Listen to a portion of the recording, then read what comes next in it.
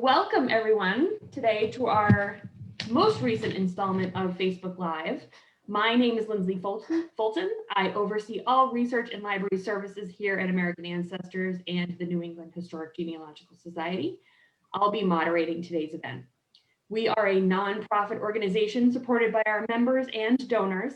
We provide resources and expertise in nearly all aspects of family history and are pleased to offer such programming for our members and friends around the world. Our speaker today is Molly Rogers. Molly works on our database collections, maintaining the accuracy of our database, our current databases, and managing teams of volunteers to transcribe and add new collections.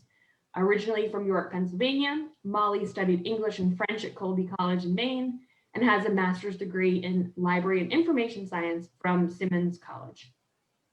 It might also be helpful to know that Molly is the person, yes, the person, not the robot, behind our webmaster email address. So when you have an issue with the website and you want to email the webmaster, you're going to get Molly. Molly will lead today's discussion on the unique databases at AmericanAncestors.org, highlighting our most popular databases, but also some of the hidden gems. After Molly's short presentation, we will have some time for questions from the audience. So if you think of a question during today's discussion, please type it into the comments section and we will get to as many as we can during the allotted time. Okay, so take it away, Molly. Hi, everyone. I'm excited for my first Facebook Live chat today. As Lindsay discussed, we'll talk about the many unique databases that we offer here on AmericanAncestors.org. I'll explain how to access them and what you might find inside these valuable resources. So we offer 475 databases total with information from many countries and all 50 of the states. So while we really specialize in New England resources, you should certainly still give our website a try if your ancestors come from other areas of the country and the world. 220 of our databases can only be found here on AmericanAncestors.org. And over here, I have a list of our top 10 databases, the most popular in the year 2020. And so we'll talk about a good number of these today, and many of them are on our list of unique databases. So General Society of Mayflower Descendants Membership Application 1620 to 1920 is our most popular database. This is new this year. We're not going to talk a whole lot about Mayflower databases in this Facebook Live, because I know one of the previous Facebook Live events done by my colleague Claire Vale sort of covered all of the Mayflower resources in depth. But you can see Mayflower things are very popular. Archdiocese of Boston Catholic records are also something that we'll talk about. Some journals and periodicals, which is sort of a special category of items that we have here on AmericanAncestors.org. And then some things like Western Massachusetts families in 1790, which are study projects. And so the idea behind study projects is that you're doing sort of a deep dive into a specific geographic region in a specific time period. So these are sort of all things that we're going to keep talking about throughout our presentation today. So I'll go back to our homepage. And to get started, we're going to focus our conversation on the Browse Databases A to Z list.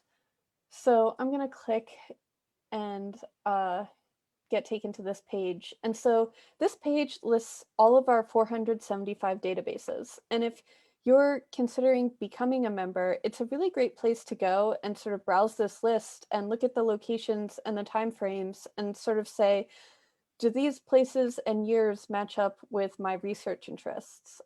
Even if you're already a member, if you're not as familiar with this list, it might give you some ideas of like a specific resource that you might want to consult for your research.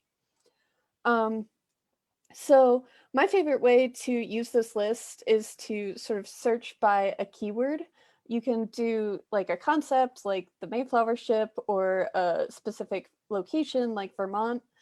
And so I'll just go through a brief example of showing you sort of how it works, and then we'll talk about more of our databases. So I thought I'd choose the General Society of Mayflower Descendants application since this is our most popular database. If I click on the title, this is going to take me to the database specific search page, which is generated specifically for each of the databases. So there's 7 fields that we aspire to index our data on. We would like everyone to have a first name, a last name, a year, a record type, which are things like birth, baptism, intention, marriage. We want everything to have a location. And then we also want family members and, specifically parents' names and spouses' names when possible. I think that adds up to 7. So obviously, not all of our databases are indexed on all 7 of these fields all the time. Sometimes that original information just isn't there in the record. But this is one of our newest databases and it's very detailed. So you can search in all of those fields, plus a few more. If you already happen to know your ancestors' General Society of Mayflower Descendants membership application number, then you can actually search on that number rather than filling in some of the other information. And so for some of our databases that are less detailed, this database specific search page will only let you search on the actual fields that are searchable within this database, a given database. So it's a really great place to start. And then if you scroll down the page, we have a bit more information that's going to help sort of situate what you're looking at. The search tips, again, reiterate exactly which fields are searchable in a given database. And the sample images just sort of provide an idea of what you might find inside. But the database description is where you have some really valuable information. So we're really hoping that we can contextualize what you're looking at on our website. We want you to understand like that this is an item from our library collections, or this is a membership application from a lineage society that we've partnered with. We want you to understand what this image is that you're seeing on our website and where it came from. And I feel like that can help you better understand the information that's presented to you. And if it seems like there's some sort of errors, it's going to be easier to imagine how they might have arisen if you can understand where this information comes from in the first place. So we're not actually going to search within this database. We're going to go back to the Browse Databases page. And so we're going to dive into our first example of a unique database that you might find helpful in your research. But actually, before we do that, I forgot to mention that we actually have a keyword.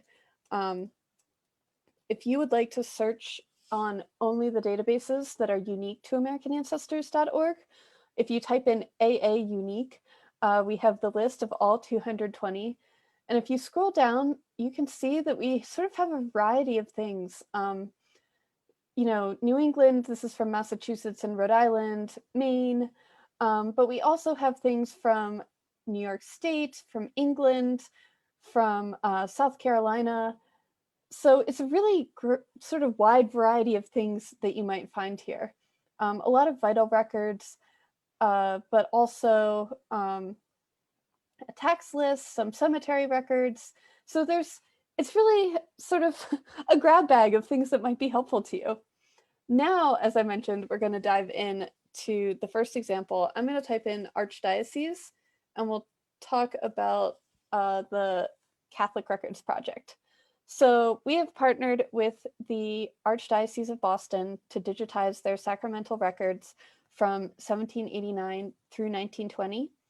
And so these are most often baptisms, marriages, and confirmations, although more or less all of the sacraments are scattered throughout some of the books for some of the parishes. And we're creating 2 databases based around this project.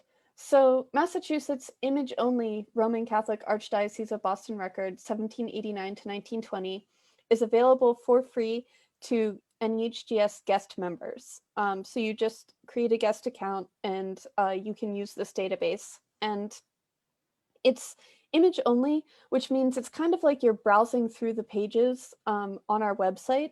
It's not fully searchable. And then the other database, Massachusetts Roman Catholic Archdiocese of Boston Records 1789 to 1920, is fully searchable. You can type in a name and get taken to the page where it appears, and that is available to full NEHGS members. I think I have enough time to show you some examples from each of these databases.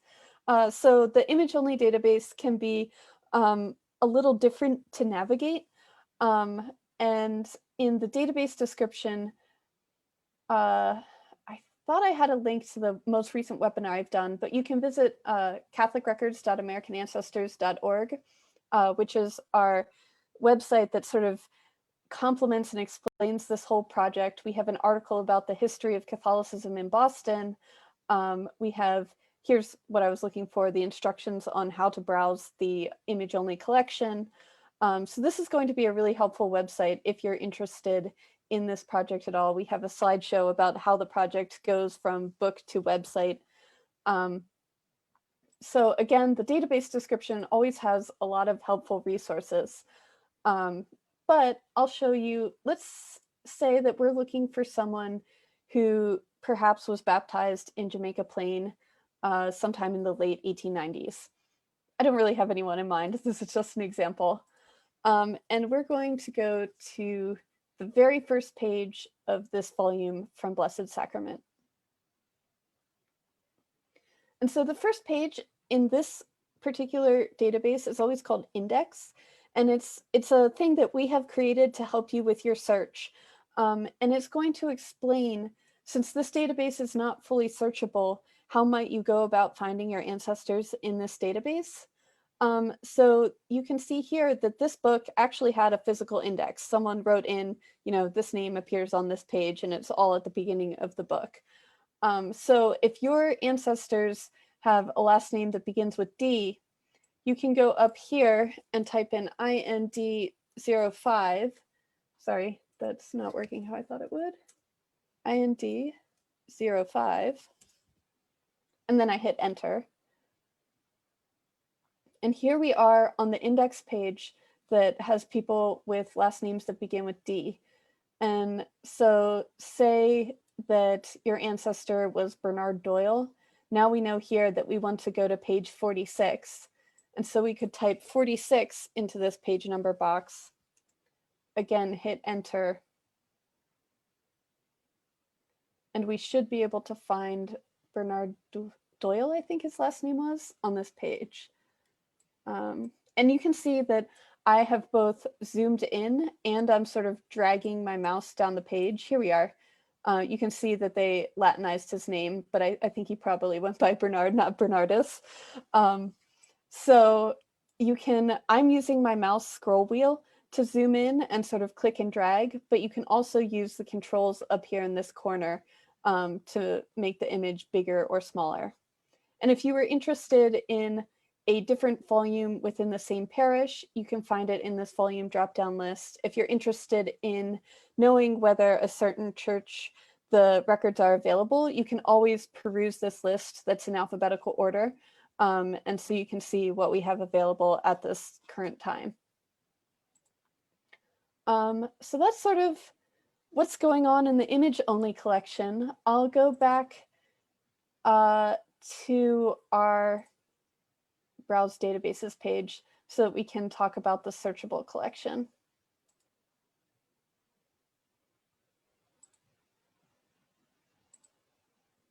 Sorry, I'm just going through again. We're going to type in Archdiocese. And here we are at the database specific search page. So again, this is one of our newer and more detailed databases. So we have all 7 of those fields available to search. Something that's really exciting about this database is that you can also search on witness names. So I know there's a lot of ancestors who had similar names. You know, if your ancestor's name is Mary McCarthy, it's probably going to be hard to distinguish her from all of the other Mary McCarthys who lived in Boston. And so if you have a feel for who this person's relatives, neighbors, friends were, you can often use the witness field to try and sort of triangulate and say, oh, well, this person is probably my Mary McCarthy because I know that these witness names are people who might be related to her or lived close to her. So to search via a witness name, just don't choose anything in this drop-down menu. You can just put a first name and a last name here. Otherwise, your options are mother, father, or spouse. So just don't choose anything to search for witnesses. I wanted to point out another feature of the database description. The Archdiocese of Boston just recently released a parish boundary map that you can view online. So it takes a little bit to load. I have it up in this tab. But if you're not sure what parish your ancestors might have gone to, here you can see if you have found their address in the census, you can actually put their address in here, and it'll plot a point on the map that might be within the bounds of a specific parish. Here, I'm going to click on, actually, let's use the purple one since this is where NEHGS is. NEHGS, I think, is actually within the Cathedral of the Holy Cross.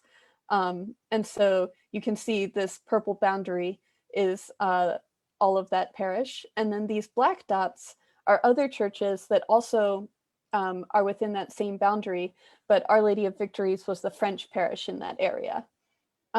So this can be a really helpful tool for sort of understanding which churches were around at a given period of time, and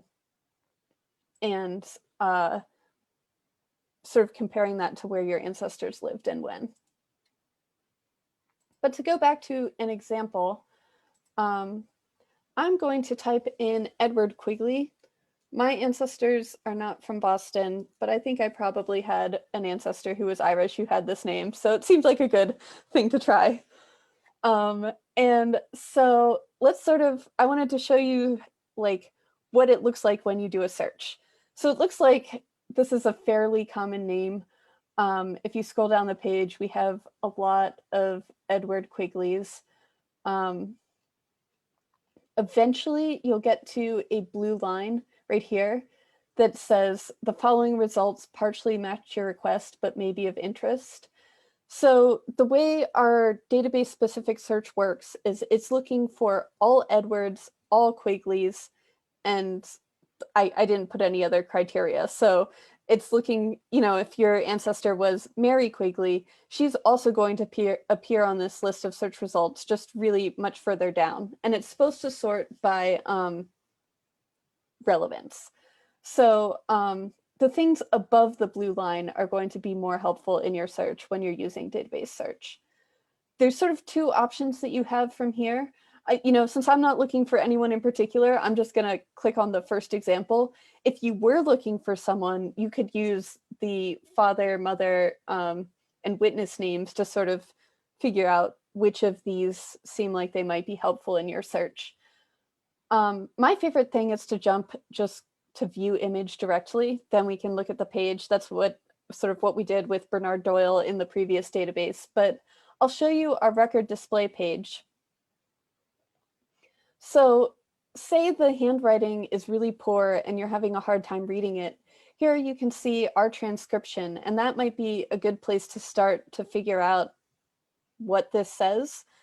We're not always correct with our transcriptions. We try really hard to make them as accurate as possible. But if you're like, wow, that's a really messy name and I know what it is and it's not quite right in the transcription, you can always use our report an error button. And as Lindsay mentioned, it's usually me who answers those emails, and especially in handwritten databases where it can be so hard to transcribe just the right names. We're happy to take a look, see what it says, and possibly make a change. So then let's actually view this image. We can, again, zoom in. And here you can see that Edward was born on July 7th. His father was also named Edward, and it looks like he was baptized on August 4th. So that's just an example of how this database works.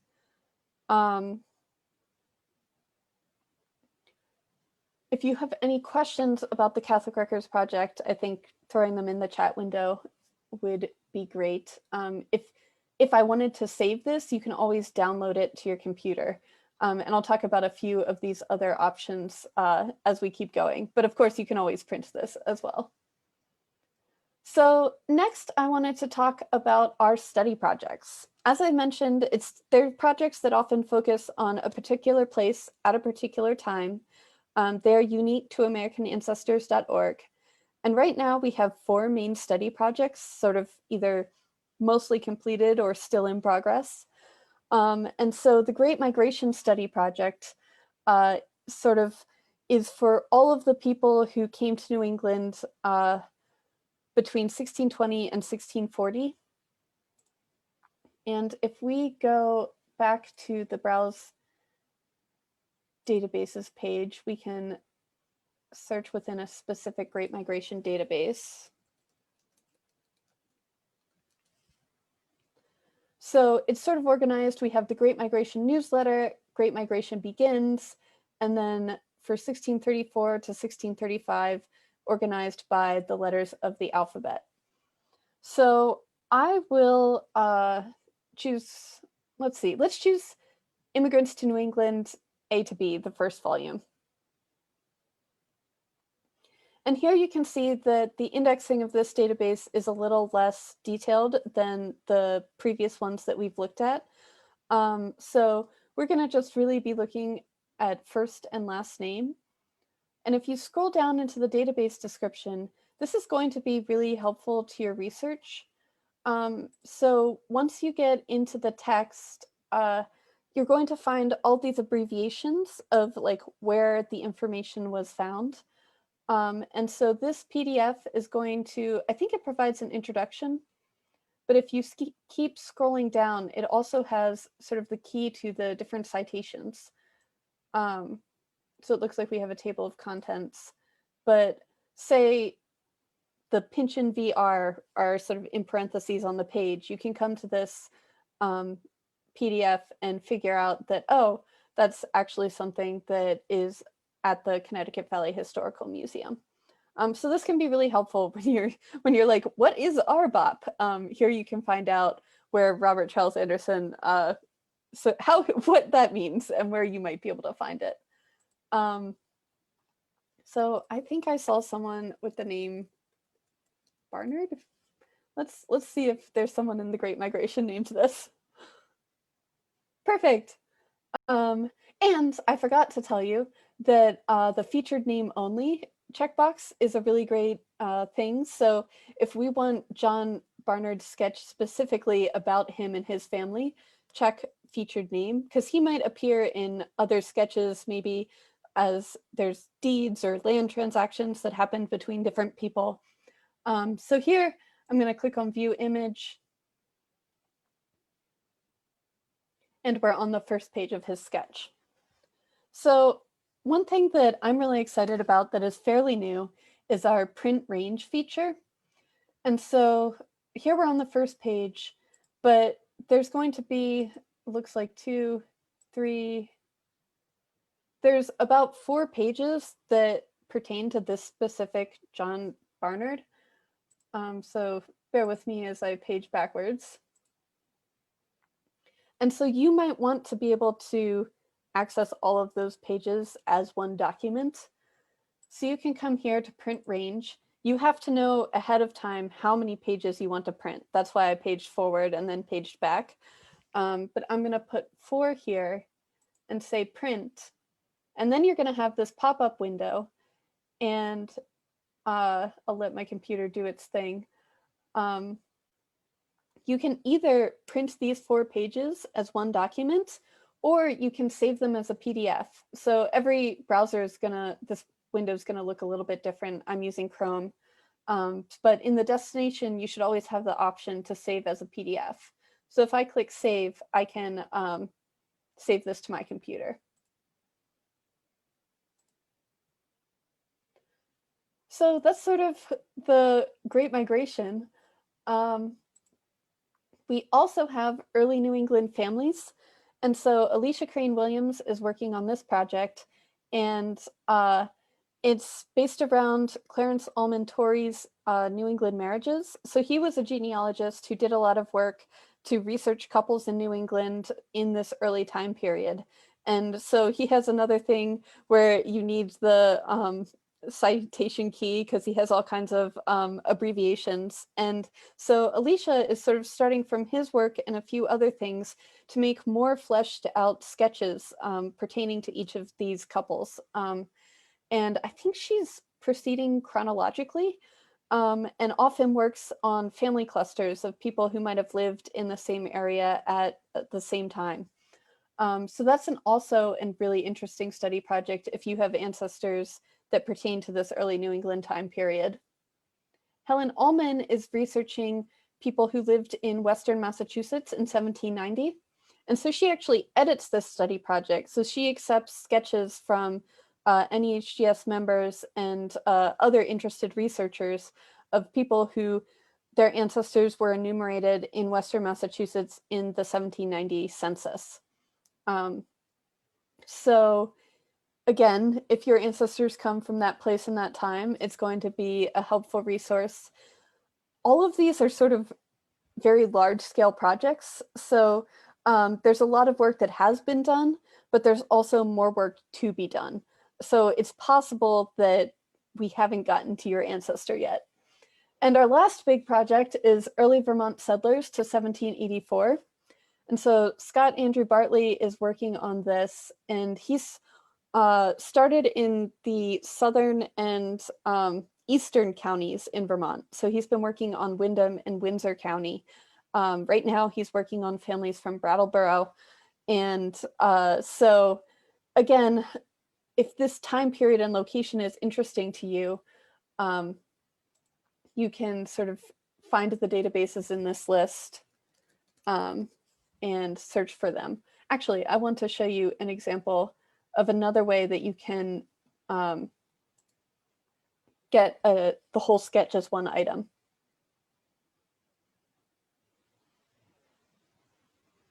So if you're interested, kind of similar to the Catholic Records Project, of who might be in this database and what sort of geographic locations are covered, you can always use the volume drop-down menu to look at what we have available. I'm going to choose Isaac Baldwin as a kind of random example. And similar to the Great Migration, we have the featured name only box. So if we wanted to go just to that first page where Isaac Baldwin's sketch begins, you can use that. But I wanted to show you that for 3 of these study projects, early New England families, Western Massachusetts families in 1790, and early Vermont settlers, you can actually download a PDF of the sketch right here in the search results.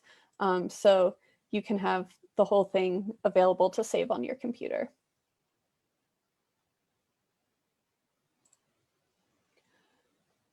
So that's sort of the quick wild ride through study projects. Next, I wanted to talk about journals. So bear with me as I go back to the Browse Databases page again. So journals and periodicals as a category are unique to NEHGS. If you scroll down this list on the left, we can click right into this whole category. We have 23 different databases. And some journals are sort of based around a specific geographic location. Some, like the American Genealogist, are more broad than that. But so certainly if you have ancestors in New England, as well as a few other places, we have the Pennsylvania Genealogical Magazine and the Virginia Genealogist. You'll want to take a look at this list. But searching the journals is a little bit different from the way the rest of our databases work. So I'm going to use the New England Historical and Genealogical Register as an example. So this is our scholarly journal that we've been publishing since, I believe, 1847. And the way the indexing for the journals work is it's kind of like looking at the index in the back of the book. It's going to tell you that a name appears on a page, but it doesn't have more detailed information than that. And the year associated with a record is the publication date of the issue, not the date of the record event that is actually happening. So this can be really helpful if you're looking for a known citation. I was helping someone the other day who was looking for something, I believe in volume 173 on page like 139. And so if you already know what you're looking for, you can really easily use these volume and page fields to find what you're looking for. If you know the name of a specific article, then you can type it into the keywords field and use the article title only box. And that can be a really great way to find something that you know that you're looking for. I thought that I would look for Lucy Hall Greenlaw, who was one of our first women members. And so she was a fairly prolific genealogist, and I think I probably should be able to find something either about her or by her in the register. So let me just, I wanted to talk about print range, and you can see like this record from 2006, obviously Lucy Hall Greenlaw, who lived in the 1800s, was not around in 2006, but perhaps they are mentioning her scholarship or her name. Maybe she's a descendant of these people. Let's look and actually see what's going on. So don't be like confused by more recent dates in the journals or dates that don't seem to match up with your ancestors' names. So it looks like I can see her name right here in this, this footnote. So that actually, the footnotes brings up something that I meant to tell you about a little bit earlier. So when I was talking about the citation keys that you might use in the register or some of the study projects, sorry, not the register, the Great Migration. Often the things that they mention are available on the internet in a variety of places. So if you look here at footnote 5, where is it up here? So there's a letter in which she asks that her cousin be given charge of her son. And so this information comes from Mary Levering Holman's Ancestry of Charles Stinson Pillsbury and John Sargent Pillsbury. And so there is a chance that this book is available on the internet in places like the Hathi Trust or the Internet Archive. The fact that this one's from 1938, that might not be a great example that I chose at random. If something like this one where the copyright is 1887, that might actually be a little bit easier to find. But so if you sort of type that into Google, you might actually be able to find the exact source that this article cites without even leaving your home. So often people send me questions to Webmaster of, oh, I'm interested in learning more, or where did this piece of information come from? And it's really exciting when you can direct people to, oh, this is exactly where that author got that information from. So definitely try that out if you're, doing a search within an article or a genealogical sketch that cites their sources. See if you can sort of trace them back and find that thing that they found. And again, if you were particularly interested in this article about the Clark and Stacy origins of people who came to Ipswich, then you could sort of page forward and see how long this article is and maybe use print range to print or save the whole thing. So again, let me know in the chat if you have any questions about our journals. I thought I would move on to talking about some resources that we have if you're interested in New York State. And I know this can be sort of a complicated place to research since they didn't formalize their laws about when you had to keep these records for such a long time. And so one unique resource that we have is the Settlers of the Beekman Patent. And so this is a work done by Frank J. Doherty, who is studying like over 1,300 families who settled in the Beekman Patent. Sorry, that's such a tongue twister. The Beekman Patent, which was an early land grant that was given to Colonel Bateman by the English Crown. And so this was in Dutchess County, New York, which is like a little bit north of New York City. And a lot of people traveled through this area as they sort of moved further west in the country. And again, you can use this PDF to help you with any of his citation abbreviations. And the database description sort of gives you some information about what's available. We currently have volumes 1 through 11 available, and he's going through in alphabetical order by surname. So let's see, does the database description tell us? I don't know if I feel like it's somewhere like farther into the alphabet. I don't know if it's the S's or what, but I'm going to search for, I don't know, someone with the last name of Palmer, just to see what we have in this database that might be helpful in your search. And so it looks like we have a lot of people. You know, I'm just doing this as an example off the top of my head, but if we were looking for someone specific, you definitely want to include their first name.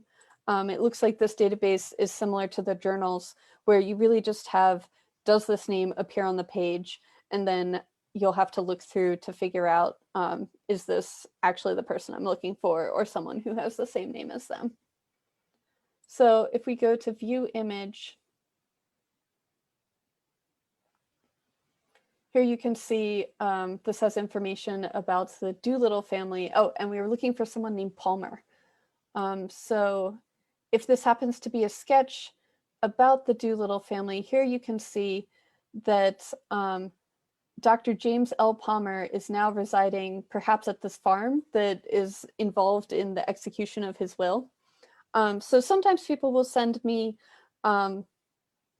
emails when they get to this page and they see that it's about the Doolittle family, but they had been searching for someone named Palmer and they're confused. You always want to like read the whole page and see what's available, because sometimes it is that this person is tangentially related to this family. Just because they're indexed to the page doesn't mean that the whole page is about them.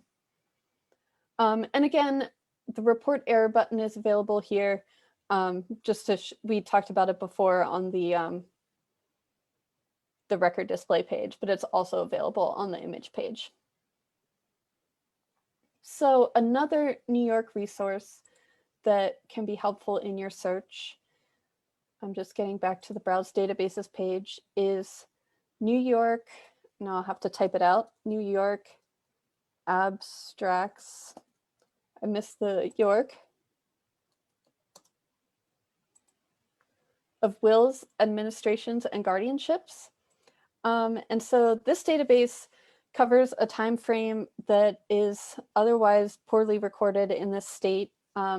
And if you scroll down through the database description, you can see that we worked with the Brooklyn Historical Society and Frank Doherty of the Beekman Patent Project to make this database available on our site.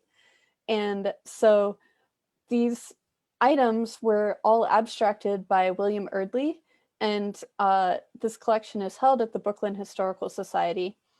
And so let's do an example. I'll use my drop-down menu to choose something random. Oh, that's not I feel like that's not super common.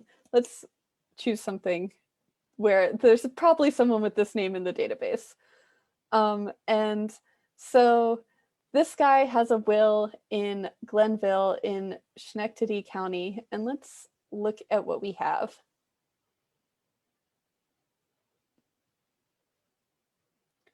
So all of the information is available here. It's really wonderful for family information. You can see it says my two sons, Peter and Eliezer, my daughter, my other daughter, her husband. So this is a really great sort of place that you could find a lot of information about how people relate to each other.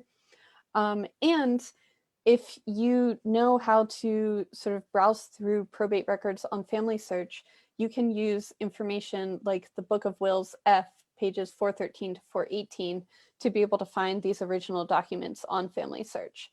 So Family Search's collection is browsable. This one is searchable. So you can sort of use them as stepping stones to each other. And that can be like sometimes it's kind of hard to navigate all of that. If you have questions about how to do that and how it works, you can always go to our chat with a genealogist that happens 6 days a week now from 9 to 5. It's right here on our homepage. And I've clicked into the page all about it. And this little pop-up box over here, you can say, I'm interested in finding out more about New York wills and how to go from this database to Family Search, and they might be able to help you with that question. So I've covered a lot. I think I have one more database to talk about before we get to questions. So on other things that are not New England based, we worked on the GU272 project. And so this database is based around a set of people who were enslaved at Georgetown University and then were sold south. And so this database has a register style report for each of it's sort of like based around the heads of the original families. And then it also has family trees available on American Ancestries. So you can view the trees. I'll give that a second to load. But I'm going to type in Peter Adams, who just is at the top of the list. And give you an idea of what you might be able to find in this database.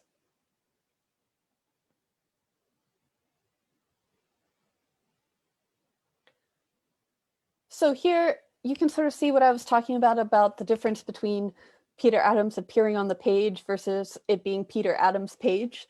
This is actually Isaac Hawkins is sort of the head of this family group, and his daughter Nellie married Peter Adams. And so here you can see information about the sort of first generation of people. If you come to the next page, we'll have information about Nellie and Peter and their family, Nellie's brother and his family. So this is going to be really valuable information. And then if you go down to the bottom of the volume list, we have source documents. So it's going to be sort of photocopies and other information about the vital records of where this information came from. So if your ancestors were part of this group of people who were enslaved, I think many of them come from Louisiana and Maryland. This can be a really helpful database. Let's see if the tree has loaded.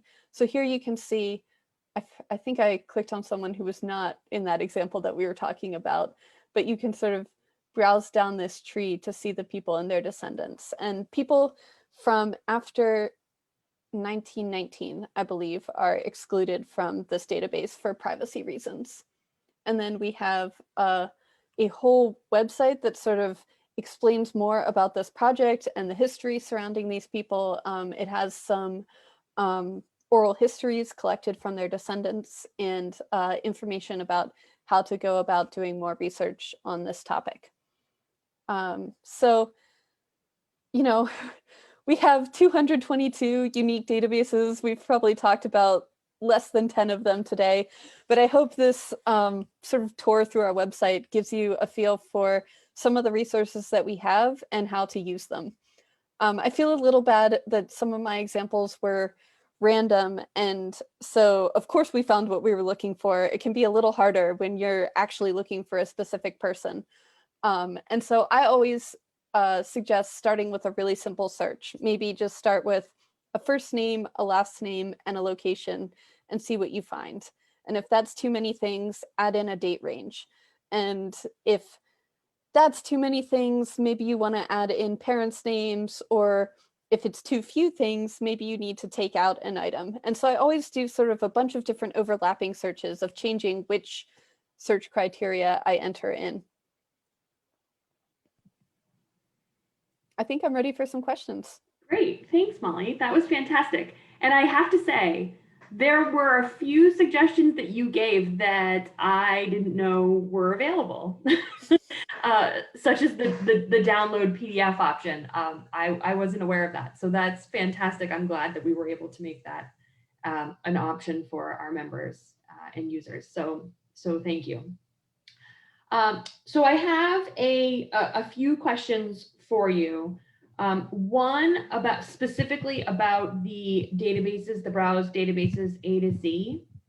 So the question was from Tina. So she said, if you enter a person's name into this particular search, is it going to match with any of those particular databases? So no, this search field right here, it searches the database titles and the database description. So this is for like figuring out, is there a database that fits my research interests? And then once you go into the database specific search page, then you can definitely see if that person is within that database. Gotcha. Okay, great. Thank you. And then we have a few questions about the Archdiocese database, which I know everyone loves that database. So the first is a question about the parish boundary map that you showed, which again, I did not know that existed. So that's fantastic. But Jim is asking about if we're looking for boundary changes over time, is there some collection that we could use to potentially figure out maybe what parish that the ancestor went to? So, sorry, I spelled archdiocese wrong. If you look in the database description, we have a how-to video that explains how to use the parish boundary map. As I was showing it to you live, I didn't see the exact window that I wanted, and I know the how-to video shows you how to get there. So there should be these little boxes that pop up that will tell you when the parish was active on the map. They're not going to tell you about, like, I know in Watertown, I think St. Patrick in Watertown was the original parish, and then like a few others sort of branched off from that.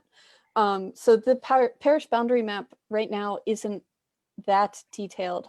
But one thing we didn't talk about at all is our blog database news, which is dbnews.americanancestors.org. And so every time we announce a new parish, I try and do just a little bit of research into that, basically those kind of questions. So you can see here, we announced Sacred Heart in Roslindale the other day. And I tried to have a sentence about when it got started. I think this one actually, I'm not sure if it split off from a different parish or not. But so I often use this book called 100 Years of Progress by James S. Sullivan that was published in the late 1890s. And so there's often information in there of like, here's the first parish, these are a few more that split off. So if you look at database news, we'll often have links to resources that you can sort of find that information from. I know there's a really good book about the history of Dorchester. So there's sort of a variety of old books that you can use to piece together that information. Great, that's excellent. Again, things I didn't know we were doing, which is we do so much that sometimes things aren't made. I'm not aware of them, so that's great.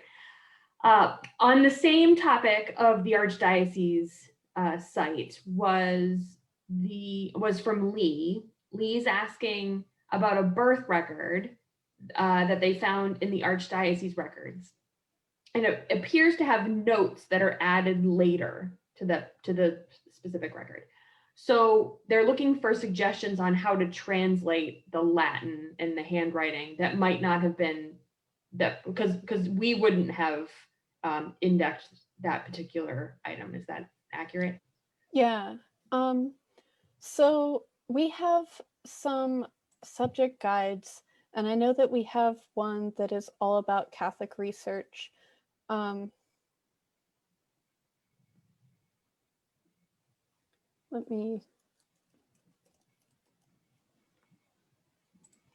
so this subject guide might have some helpful information for you. Understanding Latin, right here. So here we have a dictionary of Latin words and phrases, Latin versions of given names. This might be what you're really looking for, the Latin genealogical word list. I often use Google Translate when I'm trying to sort out a Latin phrase, and I don't type in the whole thing.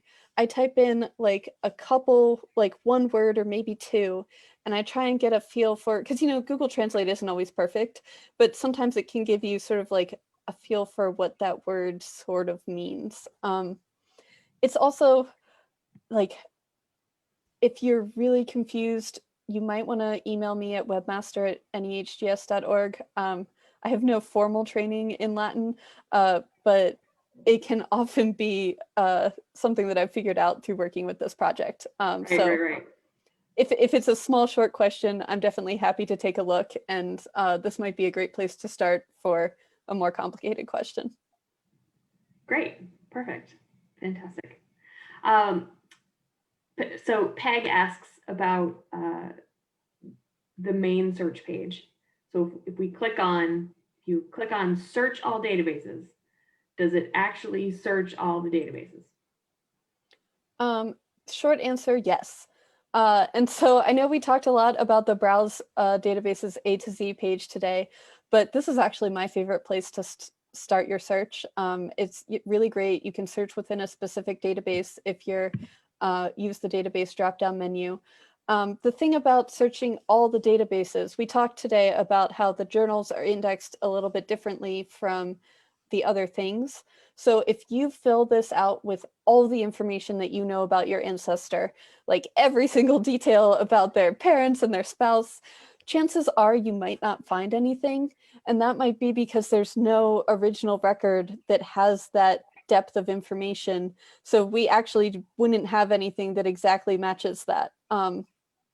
So that's why I was suggesting try putting in a name, a location, and a date and see what you find. And, you'll want to do a search for like all of our databases and then maybe a different search within the journals and periodicals section, just to make sure that you're covering everything. So it does search everything, but based on how things are indexed, you might want to be a little bit flexible with it. Yes, that's great. Great suggestion. So we have two more questions, and then we will, because I know we're running out of time, so we'll sign off after that. But Genevieve asks about ancestries. She wants to know if there is a public tree that can be searched. So other than the GU 272 members, are there other trees that we have that are searchable for the public? Yes, in the database that we started off talking about, the General Society of Mayflower Descendants membership applications, we also have trees for all of the Mayflower passengers that are in that database. And again, it's a scroll down to the database description. I don't think I have any of those up. But similar to the GU 272 project, there's sort of a bulleted list with links at the bottom of that database description. Great, yes. And the final question, and then we will sign off, is from Dennis. He's asking about when you're searching the date field. Is that for the dates of the publication, or is that for the years in which the person lived that you're searching? That's actually a really great question. And it depends on whether you're searching a journal and a periodical or just general things. So like our database, you're basically searching for like events, like this person was born, this person was married, this person died, this person appears in this journal article. And so rather than searching a full lifespan, if I was looking for, sorry, I didn't know I was in the database drop-down menu. Let's search everything. I'm going to look for someone who is maybe my ancestor, and let's say they were born in like 1852. I'm going to search like 1849 to 1855. And so I'm sort of giving myself a really wide range of potential birth years for this person. I'm not going to search okay, so 1852, what if they died in 1882? I'm not going to search 49 to 82 all in one round because I'm only looking for birth records right now. So then I'd come back and do another search, maybe towards the end of her life, and look for records around 1882. So I sort of forget exactly the question, but that's how I'd go about. I'd do like a few different searches in the date field. So what if you were looking for Mary Rogers that would appear in like a 2010 register article? Then I would probably go to the journals and periodicals category. And then, you know, if I know that it was in a 2010 one, maybe I have like even more information and I can, if I pick a specific database, then I can fill out the volume and page number of like where that article Right. actually is. Right. So in those cases, when we're talking about journals, then the year range then is specific to the publication date, not when. So it could have been Mary Rogers was born in 1852, is on the page that was published in 2010. Yes. Right. Yeah. Okay. I hope that helps, Dennis. I hope we walked you through what you were asking there. All right, great. Well, thank you so much, Molly. That was really fantastic. And like I said, I learned a lot, and I've been here for almost 10 years. So that's fantastic. I appreciate it. So I hope, again, thank you all for joining us today. Before you leave the event, please leave your thoughts in the comment section to give us your feedback. As we continue to expand our Facebook Live events and online offerings, any and all feedback is extremely helpful and appreciated. Our next Facebook Live event won't focus on content, but it will be just as entertaining. We are planning to play trivia, and we're doing it with a historical and genealogical angle. So please come show off your smarts next month. We're going to do it on February 26th, again from 3 to 4 East Coast time. I'm sure it's going to be a whole lot of fun. And if you would like to engage with us even more on social media, we have a Twitter chat every Tuesday afternoon. The next topic is about maiden names, which I know everyone usually has a little difficulty with. And that's going to be from 4 to 5, but you can come at any time. Please come and chat with us either during 4 to 5 or afterwards, and follow the hashtag #OurAncestors. And again, we do that every Tuesday. Finally, if you'd like to access more how-to resources and learn more about upcoming online education programs, please visit our online learning center, which is americanancestors.org/education. Stay safe, stay healthy, and I hope to see you at our online programs in the future. Okay, goodbye for now. Thank you, everyone.